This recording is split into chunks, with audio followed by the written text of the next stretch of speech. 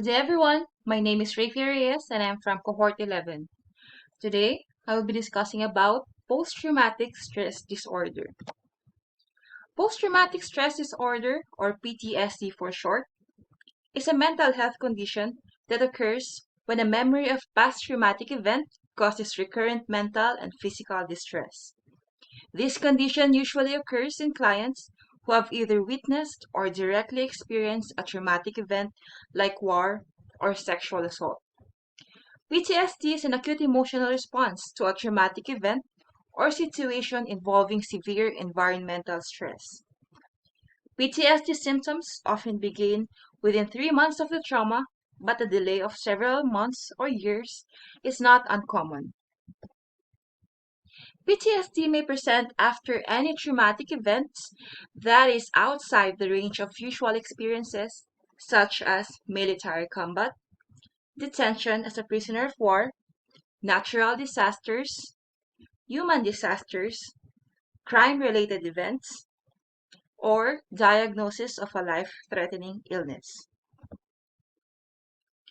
Individuals diagnosed with post-traumatic stress disorder may undergo recurring and vivid memories of a traumatic incident that caused them to feel threatened or endangered.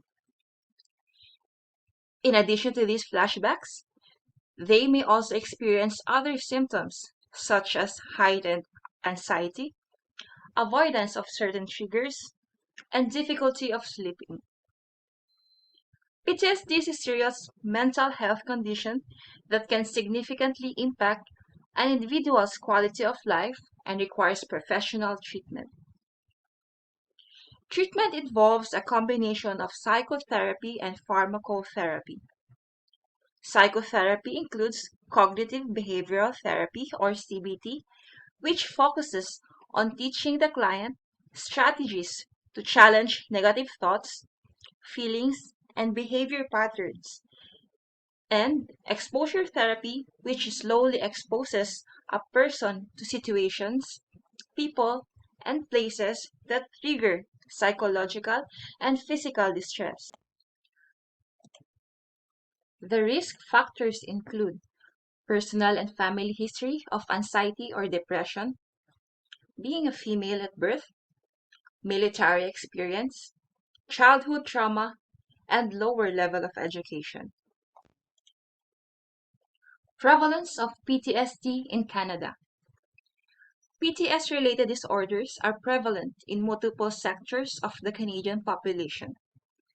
It is estimated that PTSD affects 9% of Canadians at some point in their lives. This is extremely common among Indigenous communities and is further complicated by the lasting intergenerational effects of PTSD transmission due to residential school trauma. It was also reported in 2014 that a significant portion of veterans who served in the Canadian Armed Forces have been affected by operational stress injuries, including post-traumatic stress disorder and addiction. Approximately 20% of these veterans have experienced such injuries, which can have long-lasting and detrimental effects on their mental health and well-being. What are the clinical manifestations of PTSD? Clinical manifestations may include avoidant behavior, avoiding places, people, and situations that could activate recollections of a patient's prior distressing encounters. Intrusion symptoms, or re-experiencing a trauma through intrusive thoughts, flashbacks, or nightmares. This may include sweating, tachycardia, and palpitations. Negative thoughts and beliefs about oneself, others, and the world. This may include negative emotions, hopelessness, feeling of detachment, and emotionally numb. Changes in arousal and reactivity. Patient might experience sleeping problems, hyperarousal, and hypervigilance. Diagnosis. The diagnosis is confirmed using the Diagnostic and Statistical Manual for Mental Disorders 5th edition or DSM-5 criteria. In order to arrive at an accurate diagnosis, it is imperative to conduct a thorough evaluation of the patient's medical history and physical condition. This process involves a careful assessment of the presence, duration, and potential causes of any symptoms, as well as any exposure to trauma that has persisted for a period of 1 month or more. Key concepts and brain structures involved in PTSD. Amygdala. This is involved in emotional responses, especially fear, rage, and aggression, modulation of memory, and influences attention and decision making. This triggers a fight or flight response, can become overactive, leading to fight or flight response in the absence of an actual threat or danger. The next structure is hippocampus. This is a small but complex brain structure that plays an important role in the process of learning and the formation of new memories. This is responsible for the long-term memory formation and retrieval. When it becomes hypoactive, this leads to flashbacks and recurrence of memories. The next structure is prefrontal cortex. This is central to fear processing. Next one is norepinephrine. This is a neurotransmitter involved in the regulation of autonomic nervous system and fight or flight response.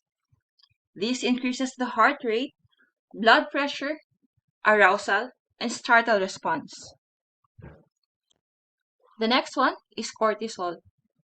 This increases brain performance, mental alertness, and stimulates the memory of emotional events, while it inhibits retrieval of already stored long-term memory. PTSD and its effects on the brain. Brain areas implicated in the stress response include the amygdala, hippocampus, and prefrontal cortex. These structures help regulate emotions like anger and fear, as well as behavior such as aggression and sexual activity. These areas also influence memory formation, especially those that contain fear element, and it can even affect the response of the autonomic nervous system, like cardiovascular and gastrointestinal functions. Experiencing traumatic stress can lead to lasting alterations in certain areas of the brain. This type of stress is linked to heightened responses of cortisol and norepinephrine to future stressors. Magnetic resonance imaging, or MRI, was used to assess the brain structure of patients with PTSD. Findings of smaller hippocampal volume appear to be associated with a range of trauma-related psychiatric disorders as long as there is the presence of psychological trauma. Let us go over now to our case study and formulate a nursing care plan. Our patient is Christian Todd. Christian Todd is a 45-year-old male patient who was admitted to the hospital 2 months ago due to injuries sustained while on duty.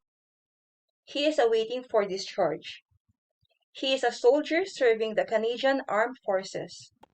Reportedly, he stepped on a landmine while patrolling with his buddy, which is also his best friend. Due to the strong impact of the explosion, both of his legs were severely injured and were later amputated. His buddy didn't survive the blast. After the incident, Mr. Todd experienced severe nightmares and shouts in the middle of the night. He wakes quickly with a slight movement around him and gets easily agitated by loud noise. He refuses socializing with others and vehemently denies physical therapy and prosthetic feet offered to him. He often verbalized that, "It should have been me. I don't deserve to live. I am worthless now." Mr. Todd is a widow and doesn't have children. His wife died a year ago due to cancer. He is living alone in his own house in the suburbs of Saskatoon. His buddy, best friend, was the only sport he had. He was diagnosed with depression a year ago after his wife passed. He was also diagnosed with type 2 diabetes mellitus and hypertension. He is a chronic smoker and a heavy alcohol drinker. He is recently diagnosed with post-traumatic stress disorder. Let us take a look at his chart. The nursing process. Therapeutic communication. The nurse verbalized, "I could see that you are distressed. Would you like to share your thoughts?" The therapeutic communication skill that was used is encouraging communication and making observation. The next one is, "You verbalize that you feel worthless. I appreciate that you are opening up to me about your feelings. I am here and willing to listen." The therapeutic communication skills that was used is paraphrasing, giving recognition, and offering oneself. The priority nursing diagnosis for this patient is ineffective coping related to inadequate opportunity to prepare for stressors due to personal loss as evidenced by poor sleep patterns leading to irritability. Our treatment goal. The patient will show progress in emotional regulation by utilizing at least 2 healthy coping strategies for managing emotional stress. Our next nursing diagnosis is social isolation related to traumatic experiences causing psychological or emotional pain as evidenced by the absence of support through family or friends. Our treatment goal is patient will participate in activities with others that align with their interests and mental or physical capabilities.